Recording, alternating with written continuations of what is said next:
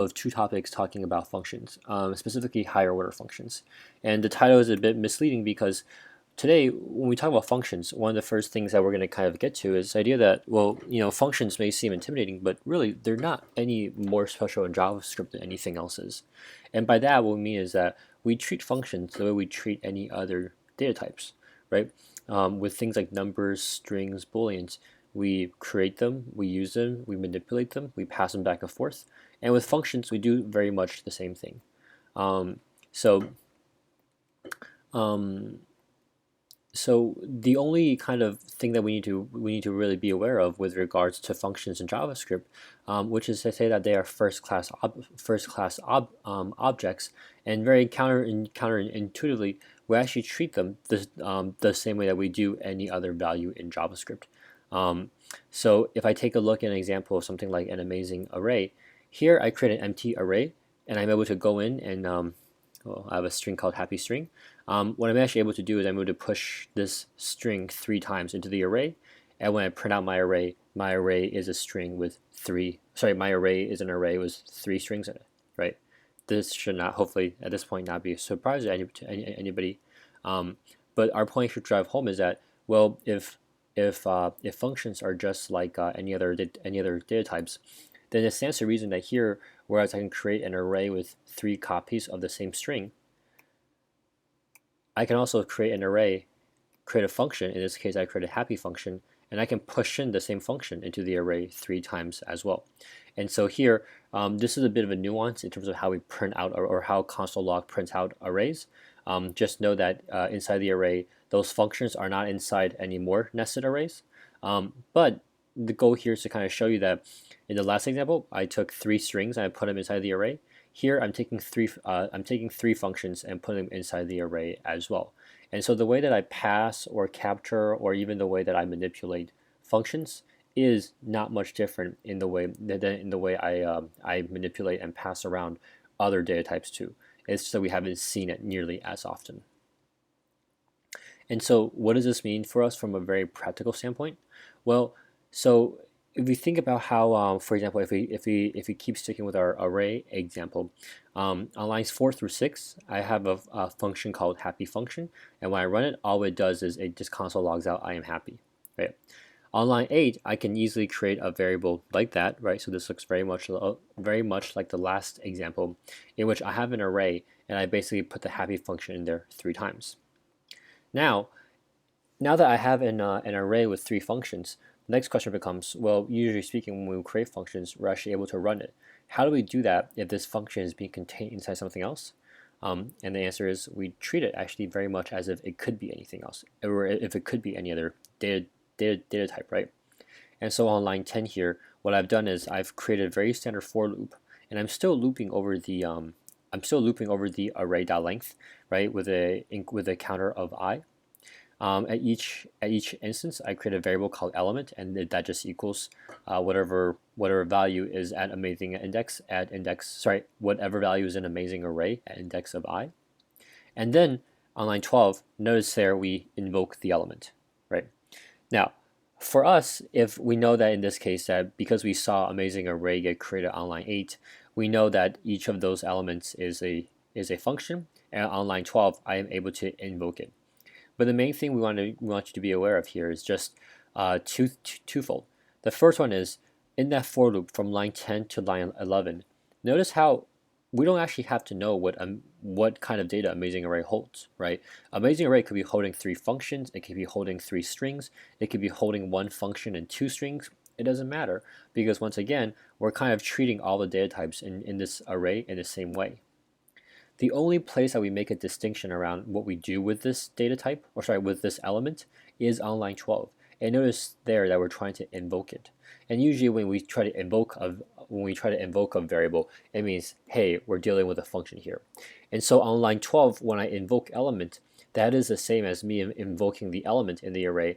And in this case, because each of the element is a function, invoking element on line 12 is the same as invoking the functions inside the array on line 8. Does that make sense to folks? Sonia, Sandra, Maria, Tyler? Make sense to folks? Cool. Right? So this is a very classic thing of, hey, let's create a value, let's capture it inside a variable, and then let's treat that variable as if we're treating that value, right? So we're treating the element, so we're taking the function, we're capturing inside the element variable, and we're treating the variable, the element variable like we're treating the function. So on line 12, we're invoking it. We know that we can pass things like strings into a function, right? So here I have a function called log_to_type. It takes in a value, and all we do is we console log out type of value. And when I pass it a string, I get back the console log of string because it's a string data type. Well, if we can if we can take functions and capture them inside arrays, then we can also move them in between functions like we do any other value as well, right? So here on line 6, notice how we have a function called log_to_type. Same as before, it takes in a value, it console logs out type of value. On line 10, I go back to my old happy function, and finally on line 14, I feed happy function into log_to_type. That takes me back to line 6, which then takes me to line 7. It says, let's console log out type of happy function. And because it's a function, when I console log out the type, I get back function. Yep. And so as an so if we look at that bullet on line 4 there, right? Functions that take in a function or return a function are what we call higher order functions.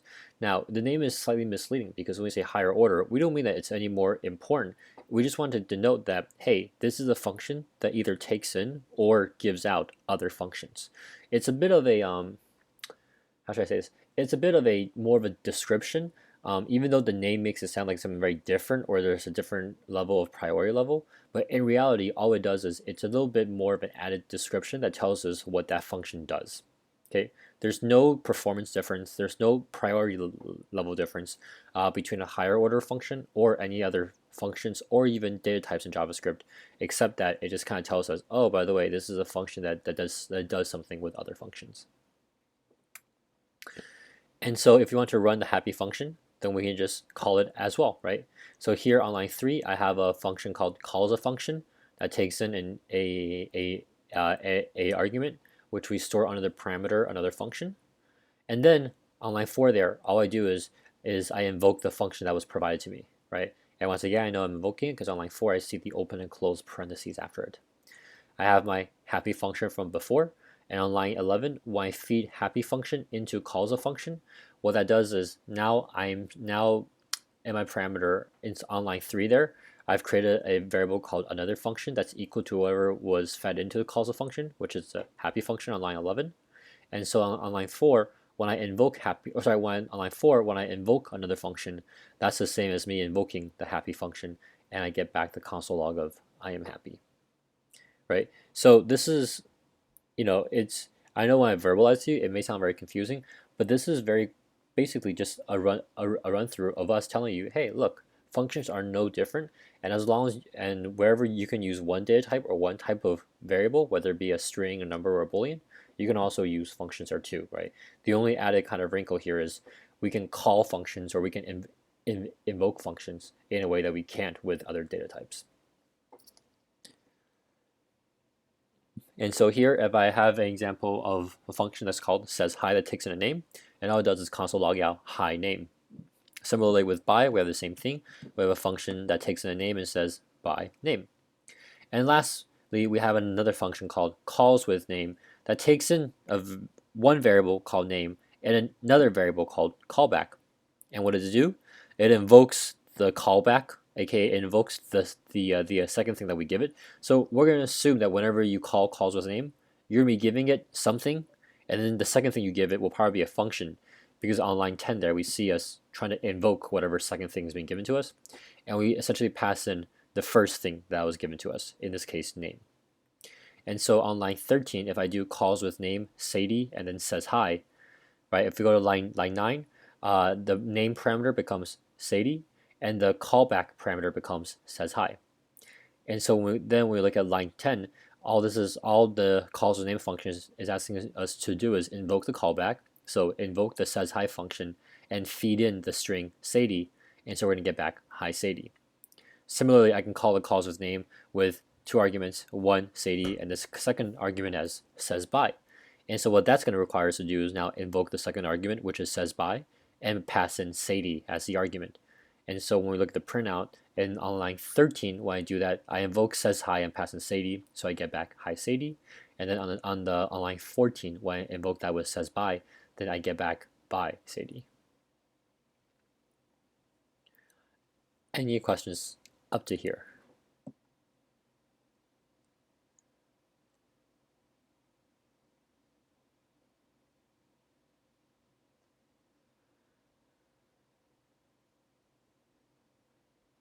Everyone good still?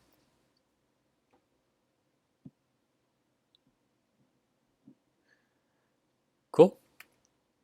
Yeah. And feel free to ask any questions. Like I said, today's lesson is it's all about how we don't make special exceptions for functions. And so we're actually going through this fairly quickly. So if you have any questions, feel free to let me know. But trust me, there's not anything that's like super out of the blue I'm gonna drop on you. I mean, if anything, today's lesson is the opposite, right? It's like, hey, just keep it steady with what we've been doing so far and treat functions the same way, and you should be good. Yes. Yes.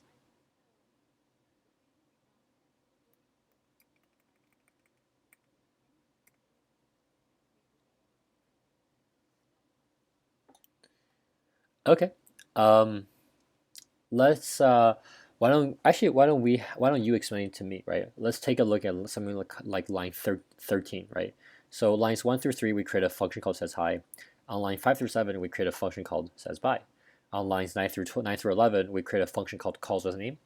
And the reason why I'm listing out is to say that from lines 1 through 12, all we've done is create a bunch of functions, but we haven't used any of them yet, right? Line 13 is the first instance in which we actually use a function.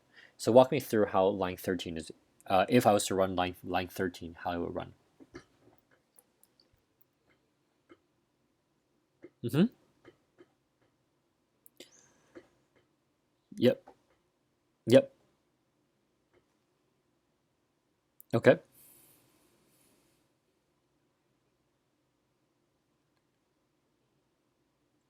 Cool. Yeah.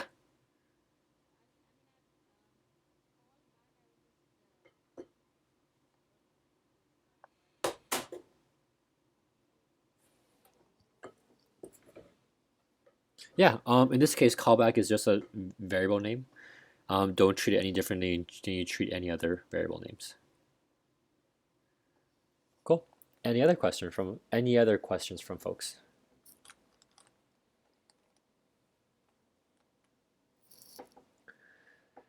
Okay. So another example is going to look very similar to the previous one, except now we're just going to add slightly more complexity to it. I have a function called add world, and it takes in a string, um, and then ignore the comments for now. We'll say why they're important a little bit. But on line 4, all this function does is it returns the string plus the string world. Okay. And so then on line 7, we create another function called calls with hello that takes in something that we call it func. And on line 9, we return func, we invoke func, and we pass in hello. And so on line 12, I have a variable called result, and it's equal to us invoking calls with hello and passing in add world. And I console log out the result. Okay, so once again, on lines 1 through 11, I've created two functions. I haven't used any of it just yet. On line 12, I create a variable called result, but I need to figure out what value to give it. And so now I'm looking at the right-hand side of the equal sign on line 12. Okay, and on the right-hand side of the equal sign on line 12, we're invoking the calls with hello function. Okay, and we're passing in add world. Okay, so if we go back to line 7 now, the variable func is going to represent add world, and on line 9, return func pass with hello becomes that comment we see on line 8, right? The reason why it's commented out is because I just want to make sure that we're all very clear that that's what that's what happens when you substitute the values in, right? On line 9, return func hello becomes line 8, return add world passing in hello. So now we need to figure out, okay, well, what does add world, what do we get when we invoke the add world function with hello? Now we go to line 1. When I invoke add world, it expects a parameter that we store under the variable string. And so because we're invoking add world with hello, then the variable string becomes hello on line 2 there. And so then line 4 becomes return the string hello plus the string world, and essentially that's going to make this return hello world. So then we can go back to where we call add world, right? Because on line 3 we've reached the end of the function. We're going to return the string hello world. That gets returned now to line 9. Line 9 says, okay, func invoke with hello is the same as add world invoke with hello. Add world invoke with hello gives me back the string hello world. So let's return that value to line 12. And therefore on line 12, it becomes let result equals hello world. And when we console log it out, that's exactly what we see. Was that clear to folks, or did we lose anyone there? Everyone's good still?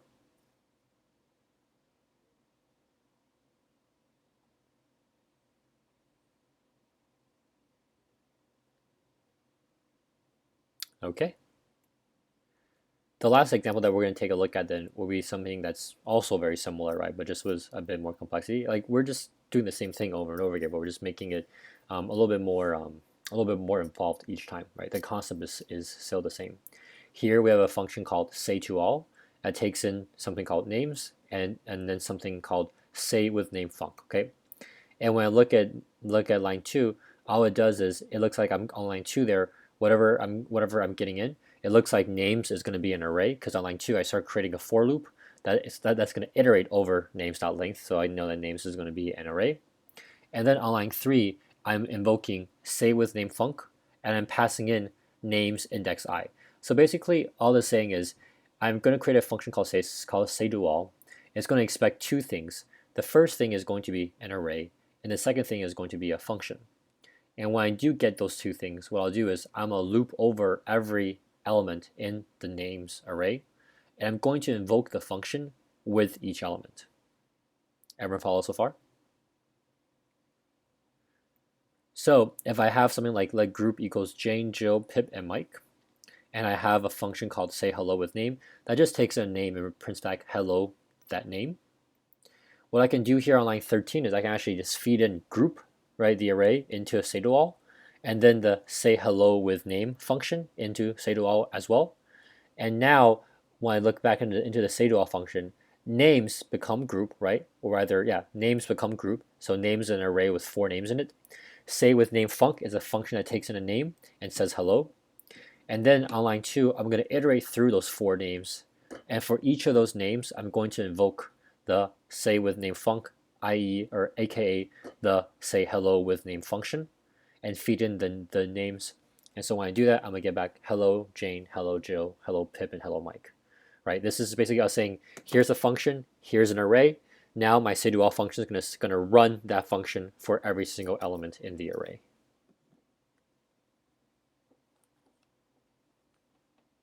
Yeah.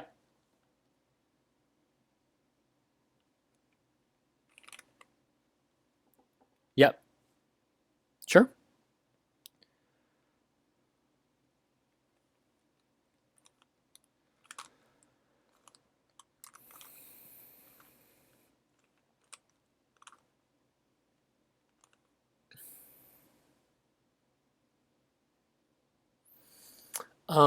So if there's a sequence in which we want something to happen, then order will matter. Here, I guess what we're saying is less that the order doesn't matter, but just more like the naming of it doesn't matter, right? What we call a higher order function, it doesn't have any implications upon like what that function's importance is.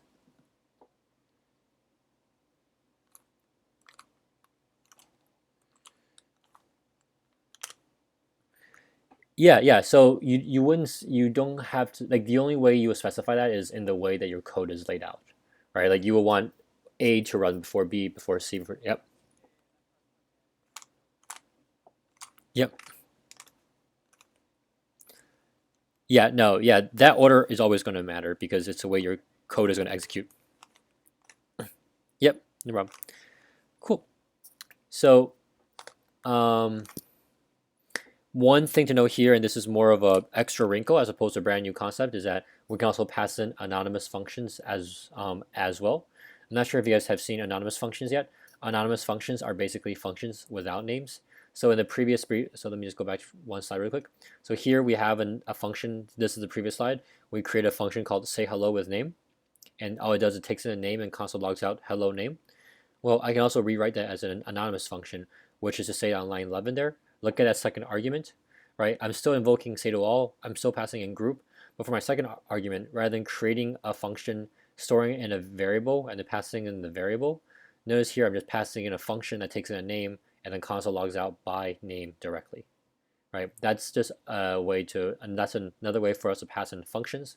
And the difference between that and what we did in the previous slide is, generally speaking, in computer programming, really, you put things in variables because you want to use it later, and often more than once, right? And so the thought process is that if I want to create something just to use it once, well, why don't I just create it and use it kind of in the same line or in the same moment, right? And so here, rather than, if I'm planning on just for this, like, for this function that console logs out by name, why not just use it at the same time as, sorry, why not just create it and pass it at the same time, rather than creating it, storing it in a variable, and then using it only once later on. Okay, so, oh, sorry, yep.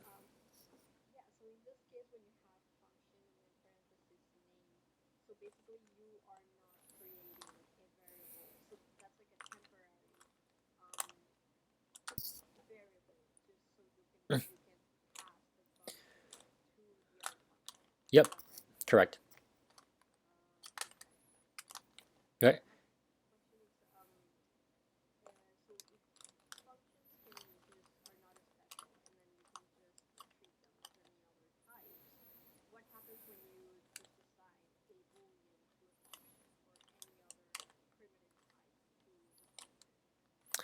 Can you give me an example of what you mean when you say you assign a primitive type to a function?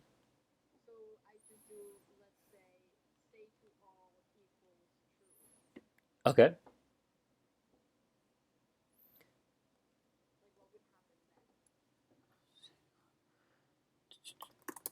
Okay, sorry. So what you're saying is, let me just make sure I'm capturing this correctly. So let's say we're asking is oh, hopefully this is, Purple's gotten so much slower in recent times. Okay. Wow, this is slow. Okay. So you're saying is if I have an x call s function, it takes in name and it console logs dot log out hi. Okay. And so here when I run x, it's gonna give me back a hi. And your question is, what happens now if I say x equals true? Like that? Okay.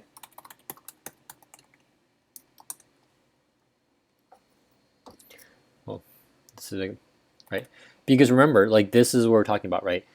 We want to disassociate the variable from the value, right? Here, this is just a variable and it points to this value. If I can assign that variable to another value, then it becomes that other value. Similarly, if I do something like this,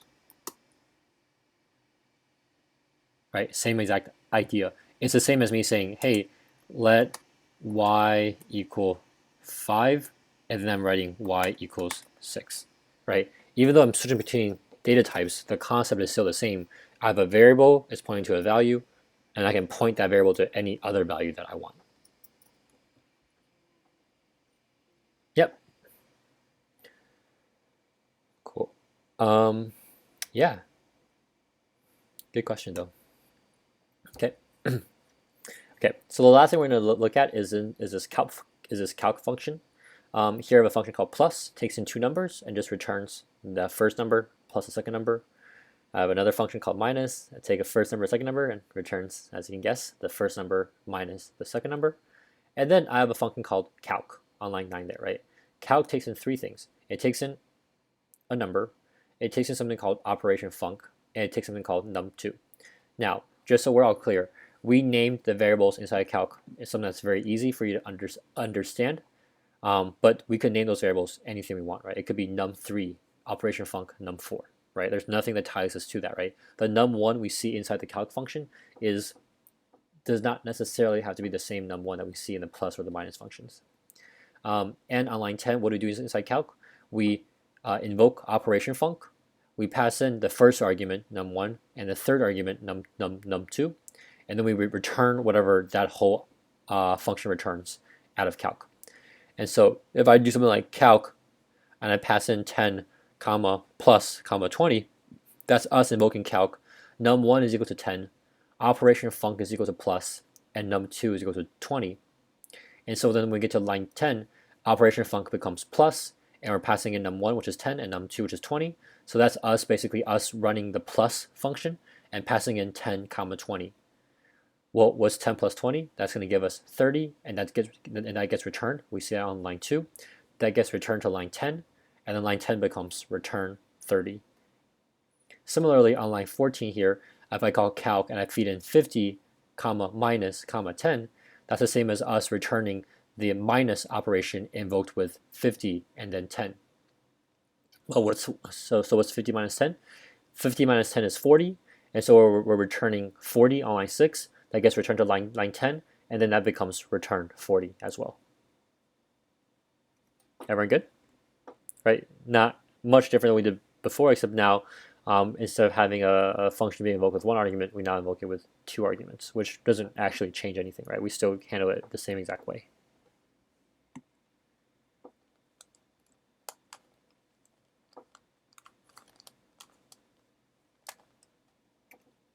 Cool. So we're done with looking at examples here. The last tool that we're going to do is actually something called a for each function. And a for each function is something that's actually meant to be a shortcut. And what I mean by that is for each is something that actually allows us to do something that we very commonly do, and JavaScript wants to save you the trouble of having to do this manually each time. And so one of the most common things that we'll do with a list of items is say, hey, I want to perform this operation on every single element in this array. We saw it a little bit earlier in one of our earlier examples, right? It was say hi to name or say bye with name. If I give you a list of names, I want you to say bye to each one of these people. And that's such a common kind of practice, or such a common use pattern, that JavaScript created something called the for each loop, or the for each function, that helps us do that. And so for each is an array method, and hopefully you guys have already talked about array methods. And what it does is it's an array method that accepts something called a callback. Do not get intimidated. Callback is just a fancy word for a function. Okay, that's all it is. It's a variable. It's people like using the word callback because it describes a function that's being given to a function. But just know that there's nothing special performance-wise about callback. It is literally the same thing as a function. Okay, and so if we replace every word on this page of callback with function, then line 5 becomes for each is an array method. It accepts a function as the only argument, right? So it takes in a function. And then on line 8, for each calls the function for each element in the array. And so here, if I have an example, I have an array called bridges, and I have three strings in there: Brooklyn, Golden Gate, and London. And I have this function called log uppercase that takes in a string, and then just consoles log out the capitalized version of that string. Well, if I do bridges, which is the array, I use the for each array method, and I pass in log uppercase. Basically, what JavaScript, or rather what for each is doing behind the scenes for me is saying, okay, when I see you do this, I know that basically you want to invoke whatever function you gave me, in this case log uppercase, and you want to invoke it, and invoke that. And when you invoke it, you're going to pass in each element of the array into the function, right? So here this means log uppercase. I want to invoke log uppercase with the first element, the second element, and the third element. And when I invoke it each time, I'm going to pass in the element as a parameter. Oh, sorry for the text. It gets a little bit mixed up. And so the one thing that we kind of want to hint at here, and so I'll just write this out for you. And actually, this is the very last slide for us anyway. Yeah, so this is the last slide for us here. Note that this is meant to be an array, okay? And so let's just kind of break this down from scratch really quick. So if I have okay, so if I want to say okay, so if this is our bridges array and I want to create a function, right, that takes in, we'll say name, and what it'll do is it will console log out name dot to uppercase. Right, is that what the previous thing was? Make sure I'm looking at the right thing. String that to uppercase. Okay, cool. All right. So this is what so far this is all we have. Okay. Function. I'll call it capitalize. Okay. This is all it is. Now, one way for me to do this will be to say, okay, if I want to capitalize the name of every bridge in the bridges array, I could do something like this. Let I equal 0, I is less than bridges dot length, I plus plus. Right? I'm iterating through every single element in the bridges array. And then at each juncture, I'm saying, hey, let's call capitalize, and let's, or actually, I'll say here, I'll say let bridge equal bridges index of I, right? So I want to create a variable for each bridge, for each element. And then I'll call capitalize and I'll feed in bridge. And when I do this, I get back this result. All of this work is basically JavaScript, or what for each is saying is, hey, rather than having you do all of this work, let me just build in a helpful tool for you. It's called for each. And what it does is you give me a function, and I know that you just want to invoke this function. You want to invoke this function, capitalize, on every element in your array, in this bridges array, right? So same thing we're doing here. For each just does it for us automatically. So if I comment all of this out and I call bridges.forEach capitalize, I get back the same exact result. Okay, so whenever you use for each, you kind of need to. Wow, I really hate these pop-ups here. So whenever you use dot for each, all that means for you is that, hey, you're gonna need, when you use for each, it's like a shortcut that basically stipulates that you have to use this function on every single element in your array. And if you don't want to use it for every single element, don't use for each. As simple as that. Make sense to folks?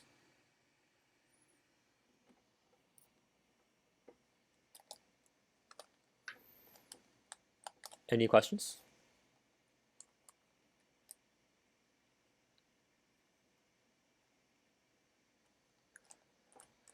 Okay, so one last distinction we're going to make here then is that here, if I look in this code here, notice how notice how here I'm calling capitalize. I'm feeding in just bridge. What for each actually does is, in addition to just feeding bridge, it also feeds in some other metadata, or some other pieces of information that it has found that people like to use. One is the index, and then another element is the array itself. And so whenever we invoke this function, in this case, whatever callback function we're being passing in, we're going to pass in 3 pieces of information always and in this order. We're going to give you the element itself, we're going to give you the index of the element, and then we're going to give you the entire array itself. Now, our function capitalize here, this only takes in 1 argument. So even though for each is going to pass us these 3 pieces of information, our callback function, or our function that's being passed in, is only equipped to take in and use 1, in this case, name, right? If I wanted to use 2, for example, if I want to say name, and then I'll say index, and then I'll say, hey, let's do index.to uppercase. This might not work, is in mine. Yeah, okay, fine. Because you can't capitalize a number. But if I just want to capitalize the index, then when I run this, what's going to happen is you're going to see me print out 1, 2, 3, or 0, 1, 2, 0. Oh, because I'm running it twice. Let's get rid of this. Actually, no, let's get rid of this. Actually, no, this is good. This is good because this actually tells us, this actually proves to us that no matter whether we use a for loop or we use for each, in both cases, we're going to print out the same exact thing. Okay. Cool. All right, so when I run this with the for loop, I get back 0, 1, 2, and then when I do it with the for each, I still get back 0, 1, 2. And then so if I wanted to also have this taken a third argument, let's call it ARR, I want to just console log out ARR. Well, then in all 3 cases, I'm going to, for each iteration, I'm going to print out the bridges array. In this case, I print out 3 times for the for loop, and I print out 3 times with for each as well. And so once again, right, for each is basically just a shortcut for us running a loop over the array executing this function on every single element, and every time we execute it, we're going to feed it these three elements in this order. You can't change this order, so if you ever want the index to this element, you need to at least take in two arguments in their callback function, right? And basically not use the first one and only use the second one, and so on and so forth. Any questions there?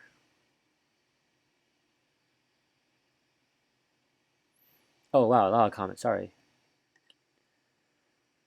Okay, that makes sense, Carlos. Yes, can we compare functions?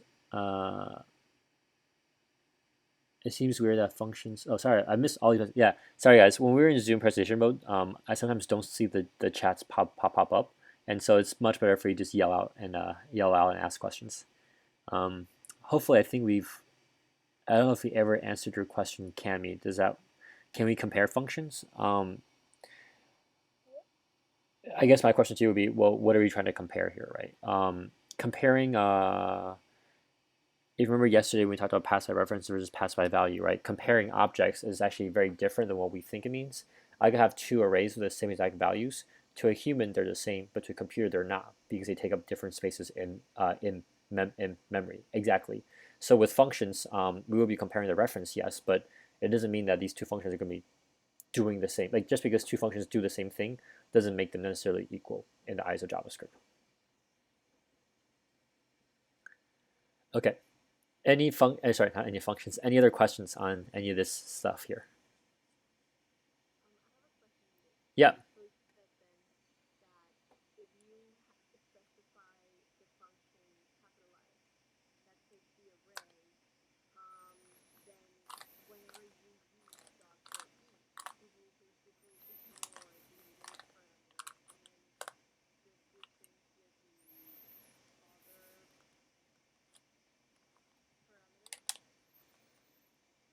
Can you repeat your question again? I'm sorry.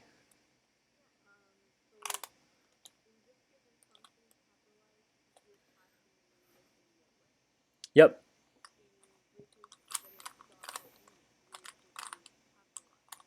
Mhm.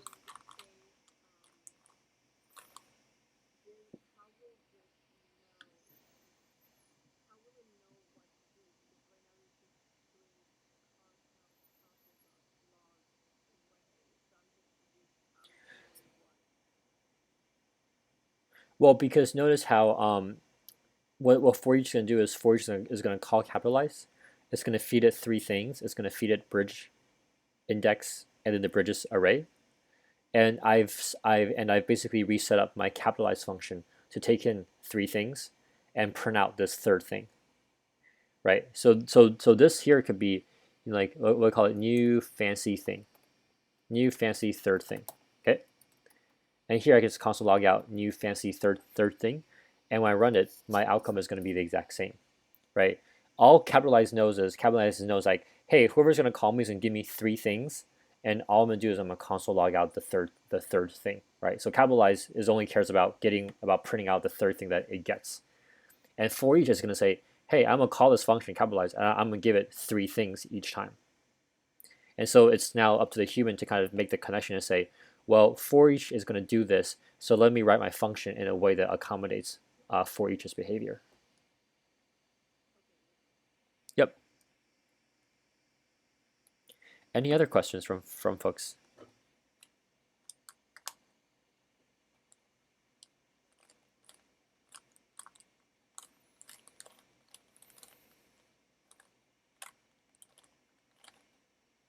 Having to what?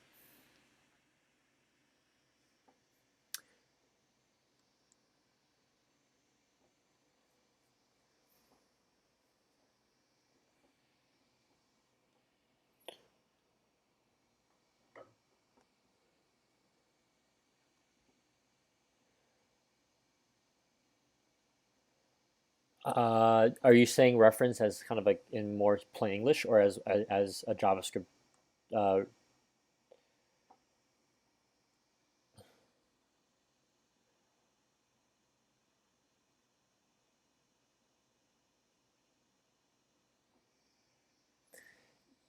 yeah.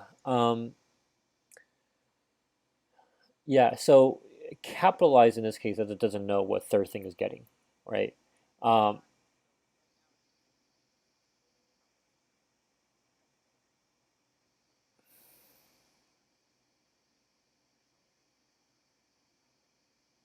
Right, right.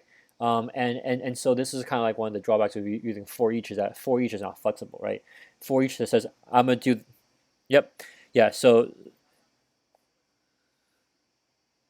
okay, cool, not a problem. Okay, any other questions before we get started on the workshop for tonight?